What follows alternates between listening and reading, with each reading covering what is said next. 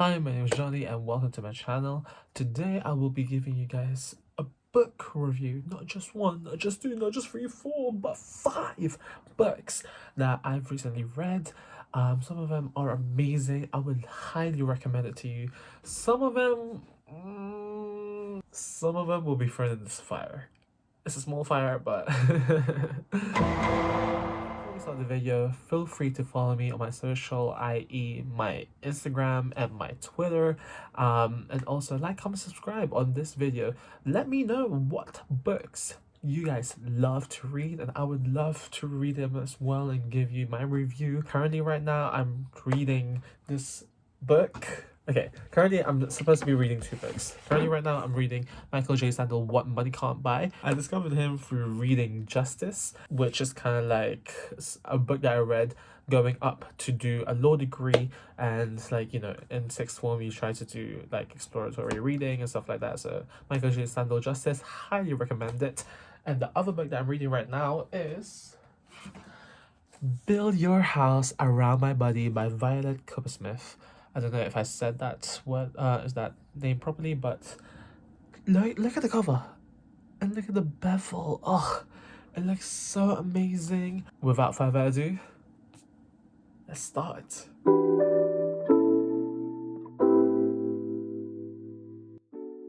Alright, so I just finished reading An American Marriage by Tayari Jones, and it is sad. Okay, so the basic synopsis is that it's a story about a black couple with Little Roy and Celestial Davenport set in America around Atlanta, Louisiana. And what basically happens is that Roy gets wrongfully incarcerated for rape, accused by a white woman. And although, you know, there's a big aspect of race in the story, they mainly focus about the marriage between these two and how essentially how it's an American marriage. It goes through what people go through from an everyday life. And although the plot isn't like the most spectacular, isn't the most elaborate, Tayari Jones's writing about emotions really like gets you. I mean, towards the end, you there's a part where like you're unsure of like what's happening, like is everything this way now or what? But then it all ties up really nicely, and you get a holistically satisfied answer. Like there's no questions left unturned, but also at the same time, I feel like it hurts your soul in a sense. I don't want to give any spoilers, but I definitely give this a recommendation to anyone who wants to go through the mature side of romance, and just, you know, because like romance is not just all about dating and like falling in love with each other. There's also the marriage side of romance, and also there's the other side of romance, going through hardships and trials, and this is definitely one for the books. Hey. And I would rate this, I would rate this at a solid 8 out of 10.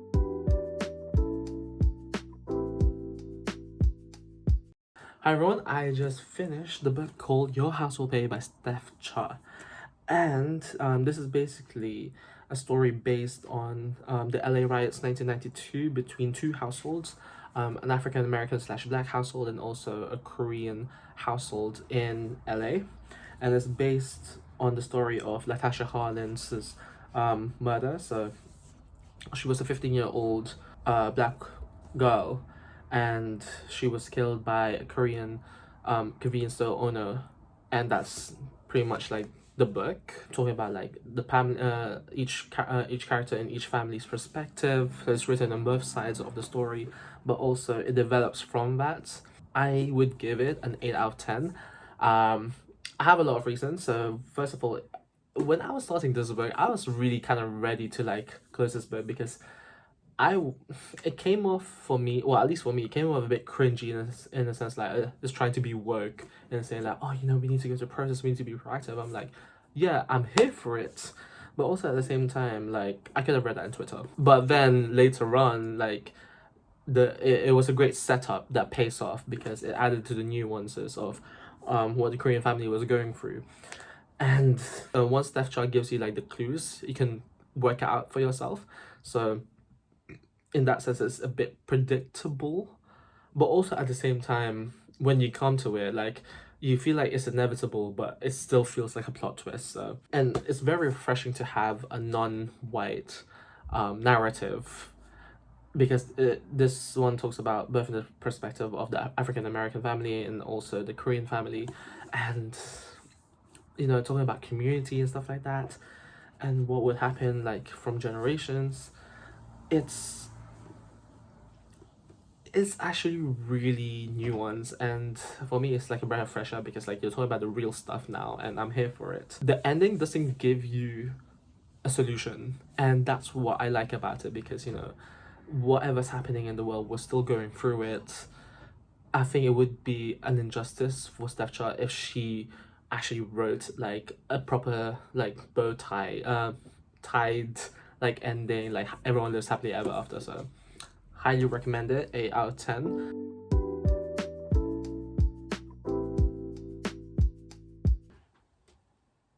It's been 5 hours since I made the previous video on Your House Will Pay, and you know what I did in those 5 hours?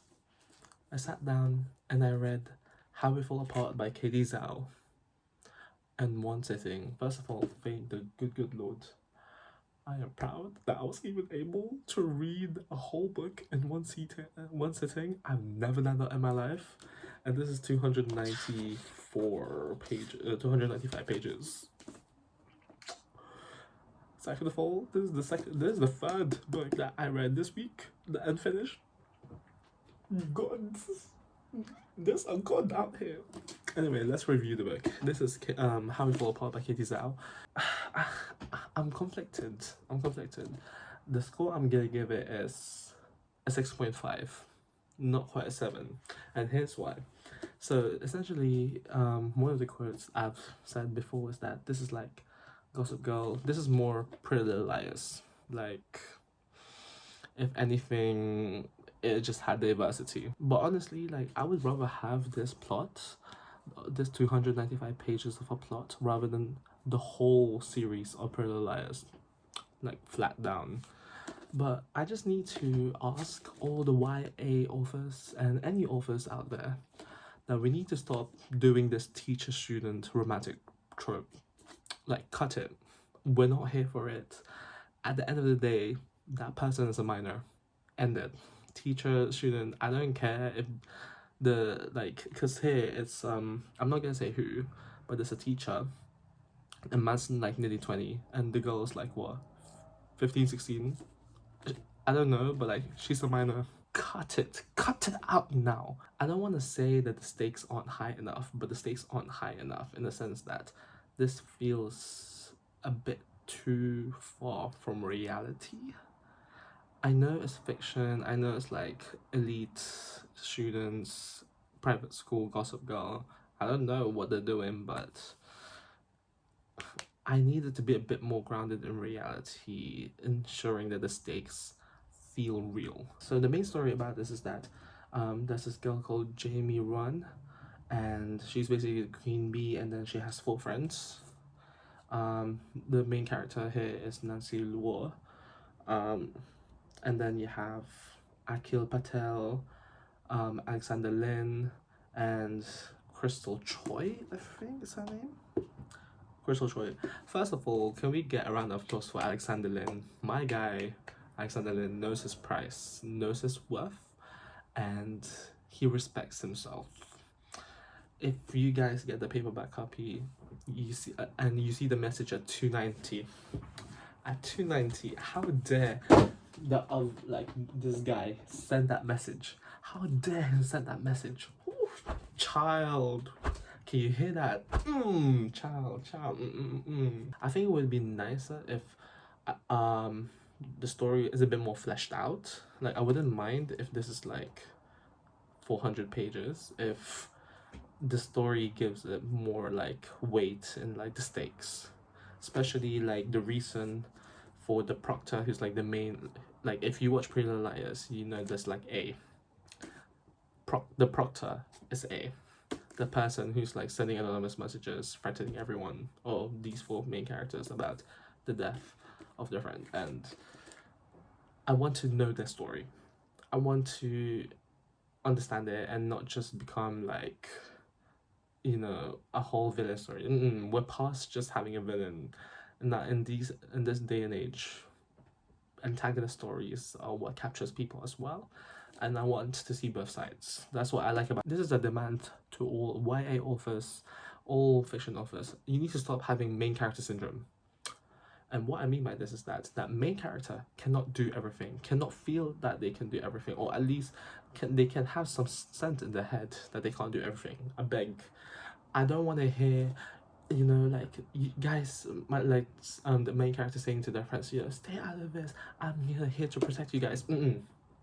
First of all, you're a freshman. You're not a detective. Second of all, how are you doing all of this and you're still cramming for your AP exams? Third of all, you think you could do a better job than any of these people, which I give you, you did, but that's because of the author's book. This is a fiction book. Cut it out. I want more flaws.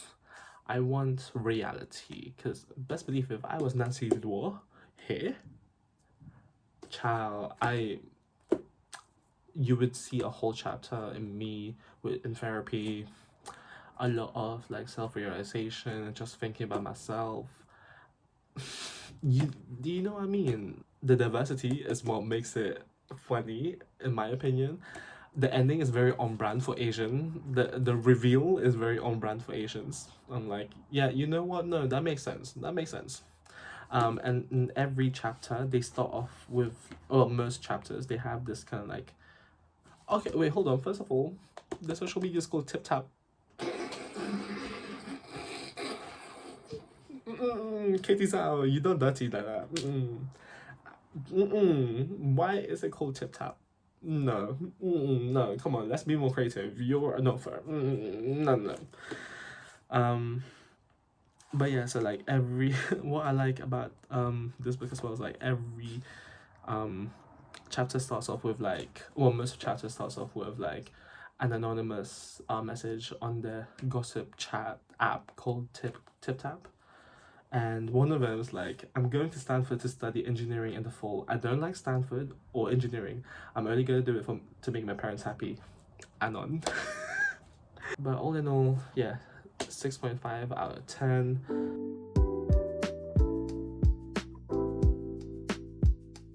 We just recently read The Seven Husbands of Evelyn Hugo, because we're trying to have this competition of who gets to finish first, and whoever finishes last gets to buy the new book, which obviously I won. Obviously she won, but did she understand it? Absolutely not. I have long COVID, so I cannot unfortunately retain any information. I love the excuse. Yeah. Good for you. Gaslight girl, keep girl boss.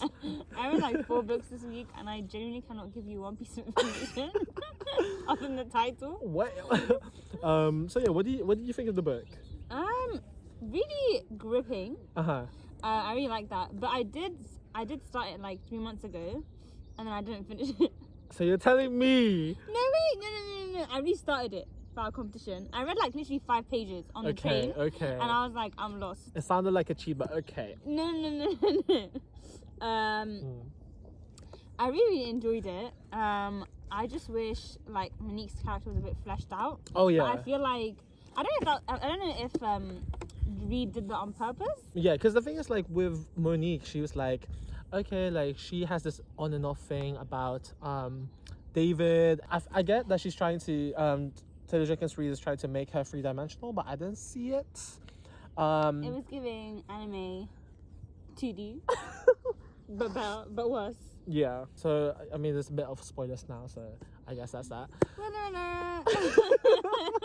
Ding ding ding. What a bisexual icon. Queen. She played the man. Literally queen. Clap if you think she shouldn't suffer. She has suffered enough. Is she a good person? No. Is she a bad person? No. But She's a bisexual icon. yeah. That's what we are here for. What else can we say? Yeah, very sad that she did not get to fully live out that side. Yeah. Yeah. Yeah. That was the worst part. Yeah, but I mean, hey, at least Monique made money from this authorized autobiography or biography. No, but I think like Telly Jenkins' read of like writing as well of like female sexuality is actually quite empowering. Yeah. It's the first time that it's not like when you read about, like, for example, when a woman is like bisexual or something, it's always like done in a very like, I don't know, like she's a villain. Or like, and just like I don't know, like it's very like, I don't know how to describe it. It's just they sexualize it too much. Yeah. Like it's all about. It's kind of overcompensating. Yeah. Like it's like whenever they talk about women, loving women, it's always like over sexualized. Yeah. Like there's nothing else about like their relationship other than the sex. Yeah. Like that, even in movies and stuff. So I feel like this one, it was like. Because it tells you about like the story of like her power over it, or like how she's in control. Which Yeah. I think one of my favorite parts of this is that like. Towards the end, she says like, oh, you know, like you can title my book "The Seven Husbands of Evelyn Hugo," but one thing that they'll be reading about is that's how I love my wife. I was like, plot twist. Yeah. It's a great book overall. What would you give it? I already know what you gave it. I would give it a 4.75. 4.75. Yeah. Why? It was just really enjoyable. It was very gripping, minus the first time I started it, when you actually like sit down and read it. It was very entertaining, and there was like, it wasn't all romance. Yeah. And I really liked the fact that like there was romantic scenes. Yeah. But like this was like real life. And it was not like all, I don't know, daisies and flowers. Yeah. And stuff, but like there was really like emotional scenes. Slice of life. Yeah, slice of life. Exactly. That's what you like. That's what you like in a book. Yeah. So I gave it 4.5 out of 5. I really like the way that even at the beginning she doesn't have control of it. She has the control of the full narrative, as she was explaining to Monique. I didn't give it a full 5 out of 5 because it really didn't have a lot of like memorable lines. In my opinion, like I am a sucker for. So if you've seen season 2 of Bridgerton, episode 5. Oh no. The dog's crying. You are the bane of my existence and the object of all my desires. If that was here, splashed a bit more, then perfect, 5 out of 5. I'm so sorry, this man cannot speak because I told him, let's read the Bridgerton book, right? This man was like, you're on your own. So I don't know really what he's saying. He's just saying that for decoration. He doesn't actually want to read Bridgerton books.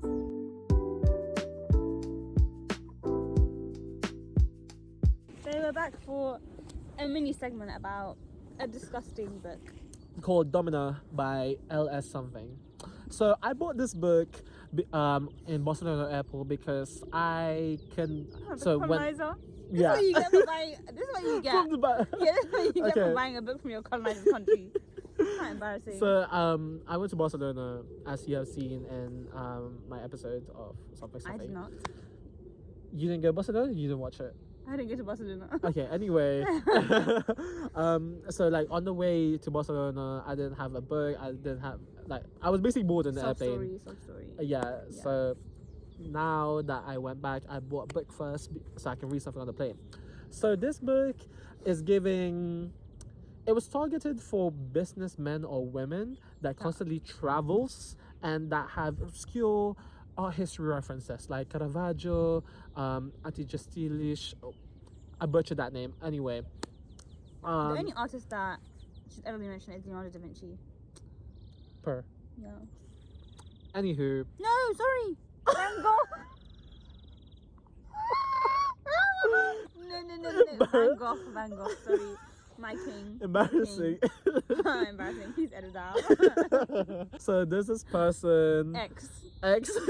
And she is basically like a fake art dealer who has a gallery in Venice because you do, and she's like acquiring fake like Caravaggio paintings, whatever, to sell off to make money and stuff like that. Great. It's kind of like a whole like art heist kind of thing with like a Russian mobster. Not money heist, but Yeah, exactly. It was giving espionage, but it really was not. Anyway, long story short, it was a forgettable book. And what really boils my blood is our bloods is that there was a part where she was like in Switzerland, maybe Geneva, and she was like in this kind of like gift shop, right? And she was there was a couple in front of her who were talking to her, and she was pretending to be rich, so she had to talk like a socialite, whatever. Yeah. And the couple Like said like, as a racist, and the couple was saying like, oh, our Filipina is broken because she was supposed to get something in the market but she didn't get it. And I was like, pause. I thought I was gonna be happy for representation, but no. You have to say your Filipino is broken. This is not the representation that you wanted. Listen. This is a false representation. This is a false representation. When go to jail. Clap if you think she should suffer. Listen, when I don't like books, I give it to the charity shop. But this book will be thrown in the dumpster fire. Please insert video. Are you burning? Oh no, not the carbon emissions. It's okay. It's carbon neutral. You can just plant a tree. Maybe I should plan a funeral for it or murder it. No, burn it and then bury it and then plant a tree on top of it so it's carbon neutral. Or should I just use that as like what do you call it? Compost. Compost for my plants. Yes, thank you. Great. Thank you for coming to our TED Talk.